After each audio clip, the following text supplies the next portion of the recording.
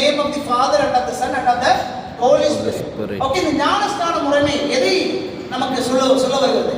ஞானஸ்நானத்தை நம்ம எதுக்கு ஒப்பிட்டு பார்க்கிறோம் அப்படின்னா, ஒரு சபையில ஓகே கிறிஸ்துவின் சரீரமாகிய சபையில அங்கத்தினராய் மாறக்கூடிய ஒரு முக்கியமான நிகழ்வாக தான் இருக்குது ஞானஸ்நானம் இருக்குது.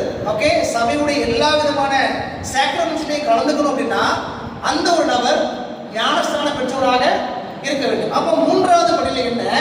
Okay, so we call it a membership. அங்கத்துவம். சொல்லுங்க, அங்கத்துவம். சுவிசேஷம், சீஷத்துவம், அடுத்ததாக அங்கத்துவம். அடுத்ததாக நான்காவது படியில் வரும்பொழுது ஓகே மெம்பரா மாத்திட்டோம் சபையில. அதுக்கப்புறமா அதாவது ஒருவேளை சர்ச்சில் மக்களை சேர்க்கிறது மட்டும்தான் நம்முடைய கட்டளையாக கொடுக்கப்பட்டது அப்படின்னா பிரதான கட்டளை இங்கே முடிஞ்சிருக்கும். போங்க, சீஷராக்குங்க, ஞானஸ்நானம் கொடுங்க, வந்துடுறேன் அப்படி சொல்லி பேர்ப்பாரு. ஆனா அவரை முடிக்கலையே. அதுக்கப்புறம் என்ன சொல்றாரு? நான் கற்றுக் கொடுத்தவைகளை ஓகே என்ன செய்யணும்? teach them to observe. நான் கற்றுக் கொடுத்தவைகளை அவைகள் கைக்கொள்ளும்படியாக இவர்களுக்கு கற்றுக் கொடுங்க. so it means இந்த தீமோத்தேயு விஷயத்துல பார்த்த மாதிரி தான் இடத்துல கற்றவைகளை என்ன செய்யணும்? நீ பிறரை உருவாக்கும். ஓகே, சோ நான்காவது நிலை என்ன அப்படின்னா தலைமைத்துவம், லீடர்ஷிப்.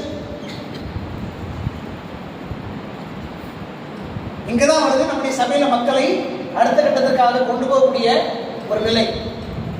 தலைமைத்துவத்துல வந்ததுக்கு அப்புறமாக ஓகே என்னுடைய உடன் வேலையாளா இவர் மாறிட்டார் அப்படின்னா நான் உருவாக்கக்கூடிய ஒரு 10-30 பேர் ஓகே கொஞ்சம் கொஞ்சமா உருவாக்கி நிலைக்கு வந்துட்டாங்க அப்படின்னா இவங்க என்ன செய்யறாங்க அப்படின்னா பேசுகிற மாதிரி உலகத்தின் முடிவு வரையும் go into the world nations, உலகங்களும் போய் ஓகே you do multiplication, பெருக்கத்தை என்ன செய்யலாம்?